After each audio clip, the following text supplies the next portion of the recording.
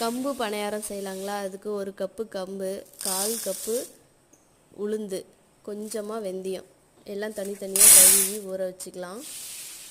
ஒரு 5 மணி நேரம் நல்லா ஊறினதுக்கப்புறம் மிக்ஸி ஜாரில் தனித்தனியாக போட்டு அரைச்சி அதுக்கப்புறம் ஒன்றா கலந்து உப்பு போட்டு புளிக்க வச்சிடணும்.